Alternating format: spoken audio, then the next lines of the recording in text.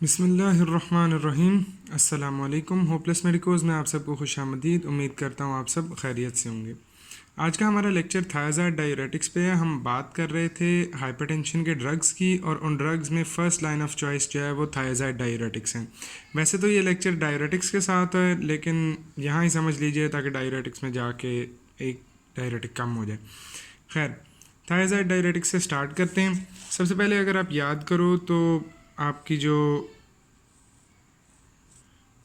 होते हैं ग्लोमेरुलस होता है, सॉरी ग्लोमेरुलस कह रहा हूँ, जो आपका नेफ्रॉन होता है, नेफ्रॉन में ग्लोमेरुलस है, बोमेंस कैप्सूल है, वुमेंस कैप्सूल के बाद प्रॉक्सिमल कॉन्वोल्यूटेड ट्यूब्यूल होती है, उसके बाद लूप ऑफ हेनले है, उसके बाद डिस्टल कॉन्वोल्यूटेड ट्यूब्यूल है, उसके बाद कलेक्टिंग डक्ट है। राइट, थायराइड डायूरेटिक्स काम करते हैं इस सेक्शन के ऊपर, डिस्टल कॉन्वोल्यूटेड ट्यूब्यूल है, डिस्टल ट्यूब्यूल पे। ठीक है, डिस्टल ट्यूब्यूल पे काम करते हैं। इनके ड्रग्स के नाम देख लो, हाइड्रोक्लोरोथायजाइड है, क्लोरथायलिडोन है, इंडेपामाइड है और मेटोलाजोन है।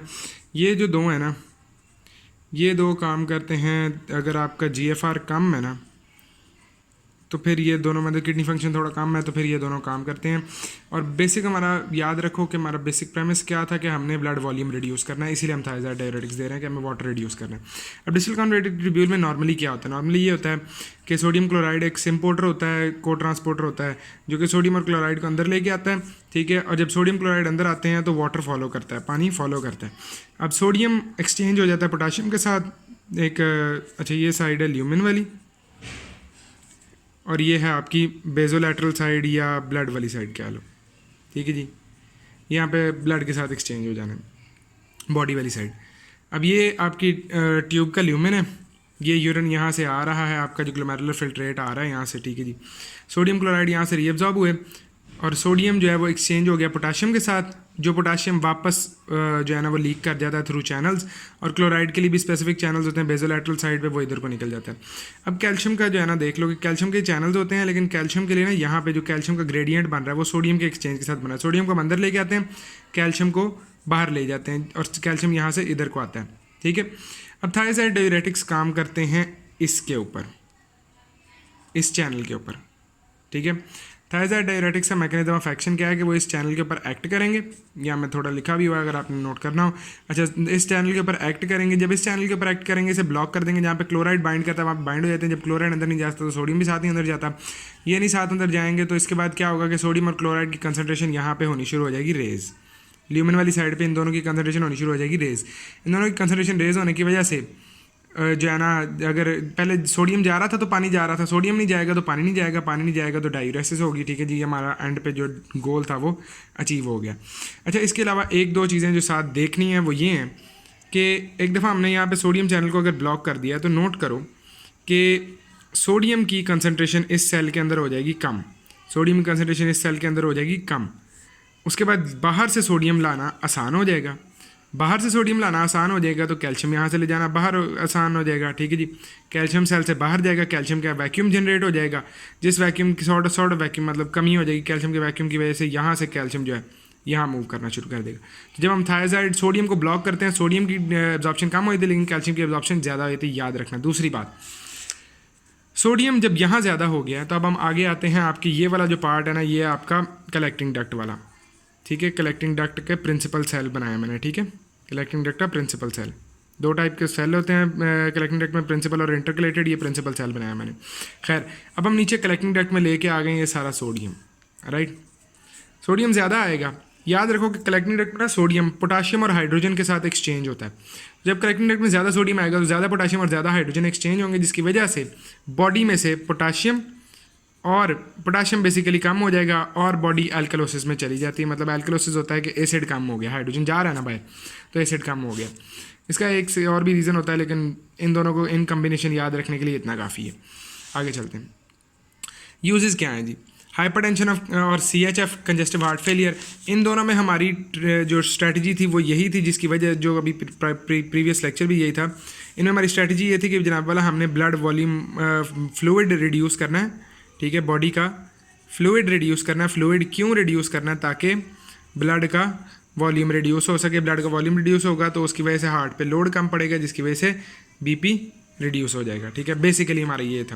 अच्छा, नेफ्रोलिथाइसिस होता है किडनी स्टोन, स्पेशली जो कैल्शियम स्टोन्स हैं उनको अवॉइड करने के लिए, अगर कोई पेशेंट जिसमें रिकरेंट कैल्शियम स्टोन्स होते हैं उनको अवॉइड करने के लिए आप थायराइड डायरेटिक्स दे सकते हैं। और उसकी रीज़न ये है, देखो नेफ्रोलिथाइसिस किडनी में स्टोन कैल्शियम का कब बनेगा, जब जो आपके यूरिन था उसके अंदर कैल्शियम ज़्यादा है, जो आपका ग्लोमेरुलर फिल्टर रेट है उसके अंदर कैल्शियम ज़्यादा है। और अभी हमने बात की कि थायराइड डायरेटिक्स जो है वो कैल्शियम की रीअब्जॉर्प्शन को बढ़ाते हैं, तो यहाँ पे कैल्शियम कम हो जाएगा।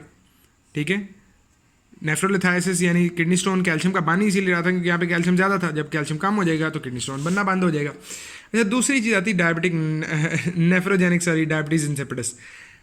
अच्छा, अगर आप में से कोई भी बंदा थोड़ा बहुत जानता है ना तो उसे पता है कि डायबिटीज़ इंसिपिडस एक डिजीज़ है जिसमें पेशेंट यूरिन करी जाता।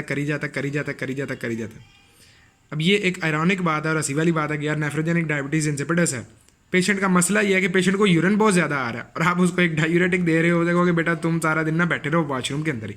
ठीक है, तुमने बाहर आना ही नहीं है। तुम्हारी डायबिटीज़ इंसिपिडस को हम ट्रीट करने के लिए तुम्हें एक और ड्रग देंगे जो तुम्हें और यूरिन कराएगा। ये थोड़ा सा काउंटर इंटुएटिव बात है, इसीलिए ज़रा ध्यान से समझना यहाँ पे होने क्या लगा। अच्छा, यूरिन आउटपुट उस पेशेंट का ज़्यादा है। ठीक है, यहाँ पे एक छोटा सा ना नेफ्रॉन भी बना लेते हैं। ठीक है जी, आपका ग्लोमेरुलस हो गया, उसके लिए बोमेंस कैप्सूल है।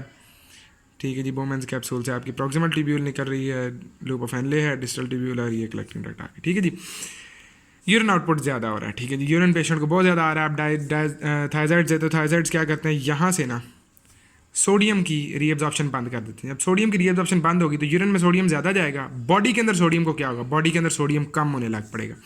Loss of sodium in urine बढ़ गया और उसकी वजह से बॉडी के अंदर यूरिन कम हो जाएगा, सोडियम बॉडी के अंदर सोडियम कम हो जाएगा, जिसकी वजह से प्लाज्मा ऑस्मोलैरिटी ब्लड की रिड्यूस हो जाएगी। और याद रखो कि the kidney will do anything in its power to increase sodium in the blood. उसकी वजह से किडनी कंपनसेट करेगी। अब जब ब्लड ऑस्मोलैरिटी कम होने का मतलब ये है ना कि सोडियम जो है वो रिड्यूस हो गया ब्लड के अंदर, सोडियम कम हुआ है, किडनी कंपनसेट करेगी। किडनी कहेगी नहीं भी मैंने सोडियम रीअब्जॉर्ब करना है, अब यहाँ से तो हो नहीं रहा। ठीक है, यहाँ से तो पहले ही हो रहा था, यहाँ से नहीं हो रहा, तो अब यहाँ को इस जगह को हम लूप ऑफ एनले को इतना इंक्रीज़ कर नहीं सकते।